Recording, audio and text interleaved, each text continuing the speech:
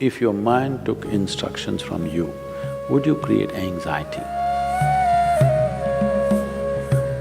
Just do the simple sadhana, all of you. You can't do any other yoga. This much you can do, isn't it?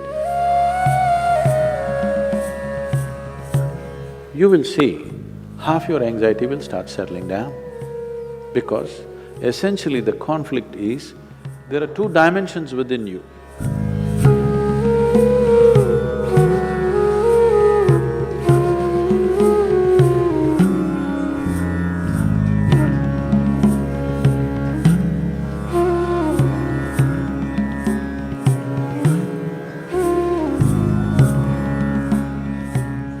If your mind took instructions from you, would you create anxiety?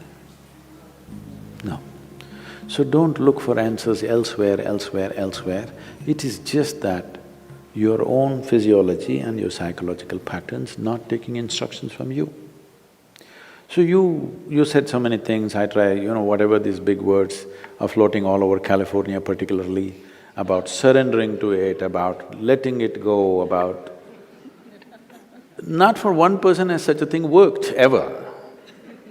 Has it, I'm asking you? You have anxiety, try to let it go. Does it go? Even a damn flu doesn't go. Yes or no? Even a simple cold does not go, you say go, does it go?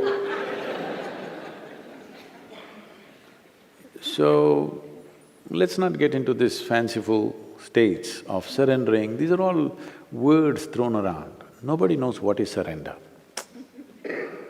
Because when it happens, you will not know it has happened. You can't do it, I surrendered.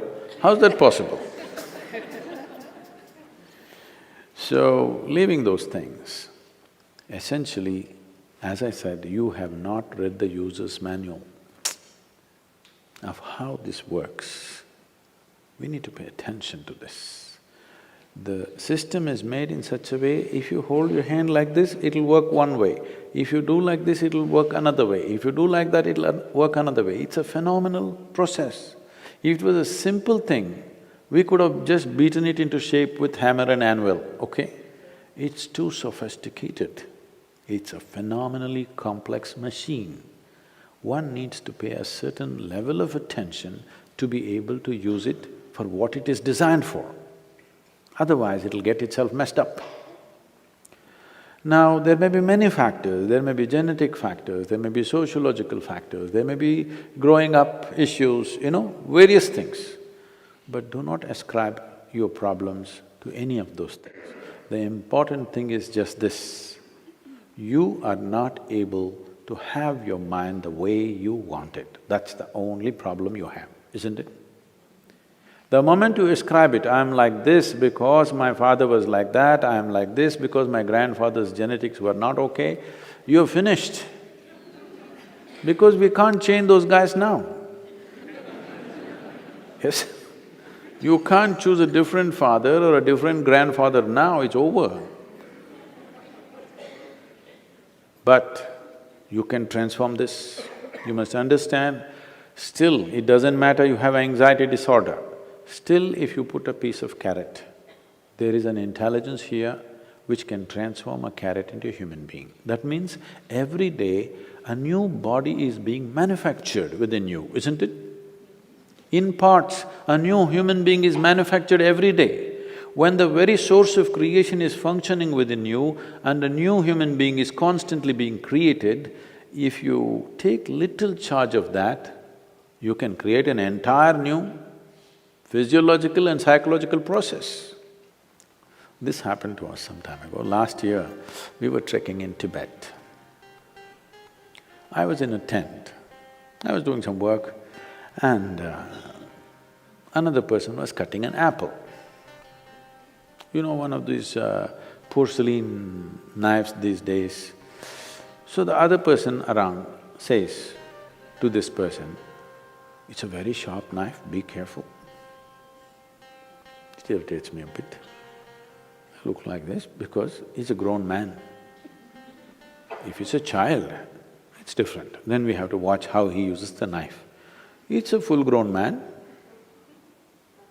And a knife is supposed to be sharp. If it's not sharp, why do you call it a knife? So I ignored it and continued to work. In another 2 minutes, she says again, "It's a very sharp knife, be careful."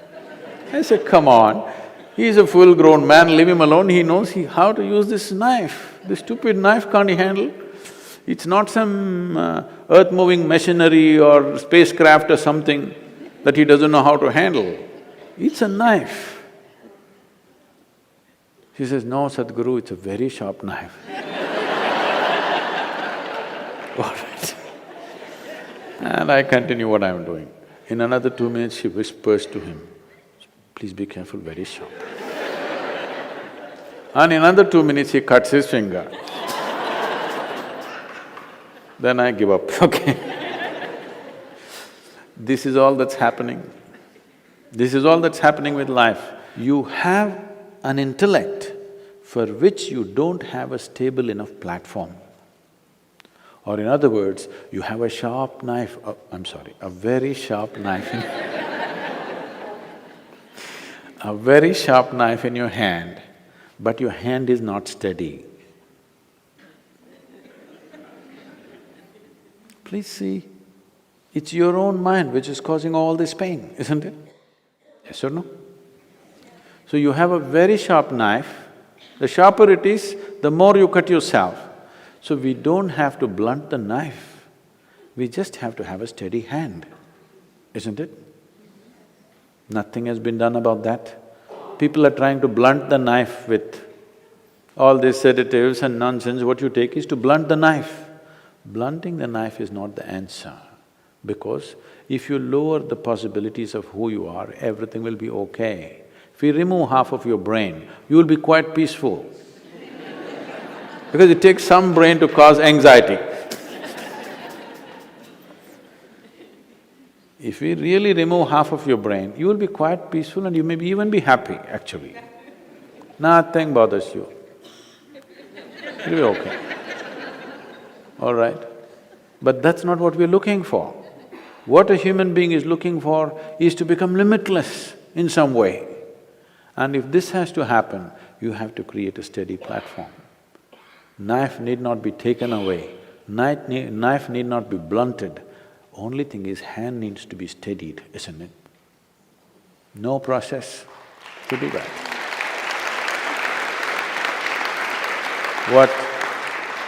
What inner engineering means, what yoga means is just this. When I say yoga, being in California, don't imagine all those impossible postures. Yoga does not mean postures, yoga means union, okay? The word yoga literally means union. This is the first form of union. Your right and left. This is called as Pingala and Ida in yoga, the masculine and the feminine within you. Just put it together, just do the simple sadhana, all of you. If you can't do any other yoga, this much you can do, isn't it? What you do is something that concerns your life. It could be the sun coming up. Sun is coming up. Without sun coming up, you wouldn't exist on this planet, isn't it? The warmth of life is going on within you only because the sun comes up. Without the tree exhaling oxygen and you exhaling carbon dioxide for it and this exchange happening, you wouldn't be alive, isn't it? Like this, look at it, the food that you eat, the sun, the earth that you walk upon, air that you breathe, water that you drink, people who live around you, whatever, you choose anyone. Just do this, put your right and left together perfectly, not like this, not like this, perfectly, okay? Just look at something that really matters to you. Maybe the sun, maybe the sky, maybe the cloud, maybe a tree, maybe a person, maybe a child, an animal, it doesn't matter what. Just look at it, putting your hands together for 10–12 minutes at a stretch. You will see half your anxiety will start settling down. Because essentially the conflict is, there are two dimensions within you. I don't want to go into an elaborate description of this, because the yogic physiology goes elaborately into this. But to put it simply, even the modern medical science is telling you there's a right brain and a left brain, all right? Just put these two things together look at with utmost love and appreciation towards something that matters to you. It could be your wife, it could be your husband, it could be your child, a tree, a dog, sky, sun, moon, whatever. Every one of them are vital for your life, isn't it so? Yes? Whatever you can relate to. Putting these two things together, just look at them with utmost pleasantness that you can generate, recognizing how important they are for you. Many things will change. This is the first form of yoga. If I do this, it'll become difficult.